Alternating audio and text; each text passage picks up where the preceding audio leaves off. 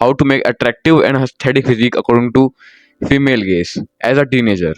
सो कैसे तुम लोग एक अट्रैक्टिव एंड एस्थेटिक फिजिक बना सकते हो टीनेजर पे। जो लोग भी ये बोलने वाले हैं कि तेरी बॉडी कहाँ है, तेरी फिजिक कहाँ है, इस वीडियो को एंड तक देखना। एंड लास्ट में उनके लिए कुछ अच्छा सा मैसेज है जो देखकर शायद खुशी हो उन्हें। तो if you want aesthetic physique as teenager, तुम लोगों को कुछ स्टेप्स को फॉलो करना होगा जिसके बाद तुम्हारी एस्थेटिक फिजिक बन सकती है। पर एक गलती कभी भी टीनेज में मत करना, वो है कभी भी एब्स के पीछे पागल मत रहना। तुम्हें कभी भी टीनेज में एब्स निकालने की ज़रूरत नहीं है, बिकॉज एब्स जब निकालोगे तो तुम्हें कट करना पड़ेगा एंड तुम्हें कैलोरी डेफिसिट में जाना होगा।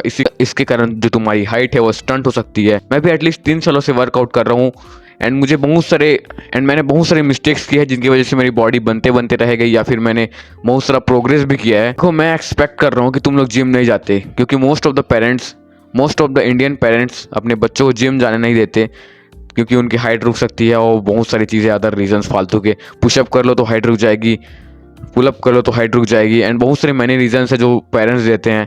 सो एज अ टीनेजर तुम लोगों को 3 मसल ग्रुप्स को ज़्यादा टारगेट करने की ज़रूरत है। उसके अलावा तुम लोगों को किसी भी चीज़ को टारगेट करने की ज़रूरत नहीं है। पर यह मत एक्सपेक्ट करना कि तुम्हारी बॉडी बिल्कुल ही ऋतिक रोशन जैसे, या फिर बिल्कुल ही टाइगर श्रॉफ जैसे, या फिर बिल्कुल ही विद्युत जामल जैसे बन जाएगी। नहीं, ऐसा नहीं हो सकता। फर्स्ट ऑफ ऑल तुम लोगों को 3 मसल ग्रुप्स को टारगेट करना है। First, chest. तुम्हें अपने चेस्ट को बहुत ज़्यादा इंप्रूव करना है, जितना हो सके उतना तुम्हें चेस्ट को इंप्रूव करने पे ध्यान देना है। और ये पॉसिबल और ये चीज़ एट होम भी पॉसिबल है। तुम अपने घर पे रह कर अपने चेस्ट को बहुत अच्छे से ट्रेन कर सकते हो। जिन लोगों को ये लग रहा है ना कि भाई चेस्ट की वर्कआउट बता दी, अब मैं कौन सा वर्कआउट करूं, स्क्रॉल स्क्रॉल स्क्रॉल, ये मत करना, मैं बता रहा हूँ धीरे धीरे। एंड सेकंड जो मसल है वो होनी चाहिए तुम्हारी बैक। तुम्हारे बैक मसल को बहुत ज़्यादा ट्रेन करना होगा। बहुत ज़्यादा सैड चीज़ है, पर तुम्हारी बैक जो मसल है वो बहुत ज़्यादा कम डेवलप होगी एट होम। बैक मसल को हम लोगों को बहुत अच्छे से ट्रेन करना होगा, क्योंकि फीमेल गेज के अकॉर्डिंग बैक फीमेल्स को बहुत पसंद होती है। सो हम लोगों को अपने बैक को इम्प्रूव करना होगा। मैंने भी बहुत ज़्यादा इम्प्रूव किया क्योंकि मैं बहुत ज़्यादा स्किनी था।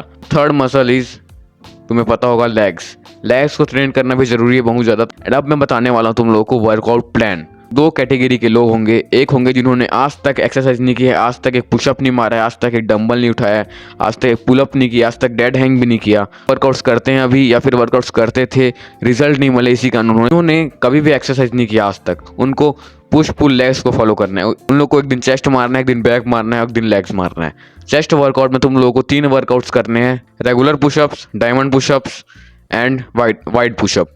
तुम लोग अपने अकॉर्डिंग देख सकते हो कि तुम्हें कितना रैप करना है, कितना सेट्स करना है। वो बैक के लिए सिर्फ एक ही वर्कआउट है जो मैं बता सकता हूँ, जो मैं रिकमेंड कर सकता हूँ, वो है पुलअप।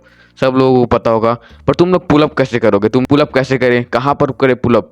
तुम्हारे घर में सज्जे तो होंगे ना जिसके ऊपर सामान रखा जाता है, कंपलसरी है। मिडिल क्लास घर में हर जगह सज्जे होते हैं, तो उस पर झूल जाओ, उस पर लिटरली झूल जाओ, झूलो, उसके ऊपर चेयर रख के पुलअप करो या फिर किसी तरह से। पर मैं नहीं जानता इस चीज़ को।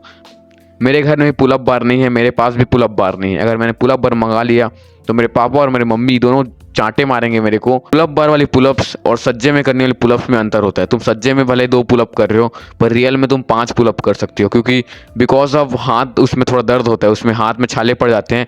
देखो मैं दिखाता हूँ, मेरे हाथों में भी छाले पड़ चुके हैं।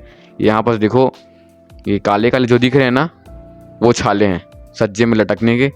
और इस हाथ में भी है, ये नोटिस कर सकते हो तुम लोग, काले काले से दिख रहे हैं। So third workout is legs. तुम्हें बिल्कुल भी स्क्वाट्स को सजेस्ट नहीं करूंगा, तुम लोगों को स्प्रिंटिंग करनी होगी।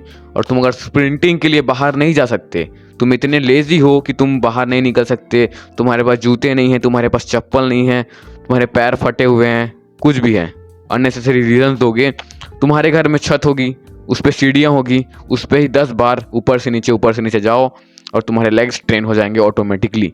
तुम्हें ऊपर से नीचे 10 बार, 1 सेट, 2 सेट, 3 सेट, जितने सेट्स मारने हैं, जब तक तुम्हारा फेलियर हिट नहीं हो जाता तब तक तुम्हें ऊपर से नीचे करना है। तुम्हारे लेग्स ट्रेन हो जाएंगे। एक ऐसे ही कर करके एक दिन चेस्ट एंड एक दिन लेग्स को ट्रेन करना है। धीरे धीरे ओवर टाइम तुम्हारी बॉडी बनते जाएगी एंड तुम इंप्रूव करते जाओगे। एंड अब वो